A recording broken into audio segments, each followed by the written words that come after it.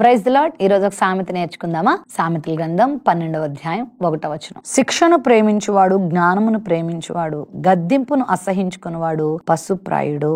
దేవుడు తన్ను ప్రేమించు వారిని శిక్షిస్తాడట. తన ప్రియులను మంచి దారిలో పెట్టుకోవాలని, వారిని చక్కగా తీర్చిదిద్దుకోవాలని దేవుడు కొన్నిసార్లు వాళ్ళని శిక్షణకు అప్పగిస్తాడు. కొన్నిసార్లు మనం ఒక ప్రత్యేకమైనటువంటి ఉద్యోగాలకు ఏర్పాటు చేయబడిన వాళ్ళకి శిక్షణ ఇవ్వబడ్డం చూస్తాం. ప్రాముఖ్యంగా ఇండియన్ ఆర్మీ కానివ్వండి, నేవీ కానివ్వండి, ఎయిర్ ఫోర్స్ కానివ్వండి, వీటిలో ఎవరైనా ఉద్యోగాలు సంపాదించుకున్నారనుకోండి, ఖచ్చితంగా వాళ్ళకి శిక్షణ ఇస్తారు. ఆ శిక్షణ సమయం వాళ్ళకి చాలా బాధాకరంగా ఉంటుంది, చాలా ఇబ్బందికరంగా ఉంటుంది. సరైన సమయానికి భోజనం ఉండదు, సరైన సుఖం ఉండదు, సరైన నిద్ర ఉండదు. చాలా బాధాకరంగా వారి యొక్క శిక్షణ ఉంటుంది. కొన్నిసార్లు కొండలు ఎక్కిస్తారు, లోయలు దింపిస్తారు, చాలా దూరం కాలిబాటను నడిపిస్తారు, ఎన్నో బరువులు మోయిస్తారు. వారు ఎదుర్కోబోయే పరిస్థితులకి ముందుగానే శిక్షణకు వారు గురి చేస్తారు. అలాగే దేవుడు కూడా మనకు కొన్ని శిక్షణలు ఇస్తాడు.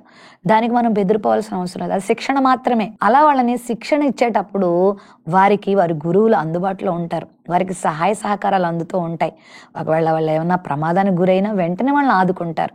ఆ విధంగా దేవుడు కూడా మనకు శిక్షణ ఇచ్చేటప్పుడు తను అందుబాటులో మనకు ఉంటాడు, మనకు నేర్పిస్తాడు. అంతేగాని శిక్షణ గనక తృణీకరిస్తే, గద్దింపును గనక తృణీకరిస్తే, మరి నేర్చుకునే విధానాన్ని గనక మనం తృణీకరిస్తే పశుప్రాయులు అని బైబిల్ చెప్తుంది. అంటే మనం నష్టపోతామని, మనం బుద్ధి లేని వారం అయిపోతామని బైబిల్ చెప్తుంది.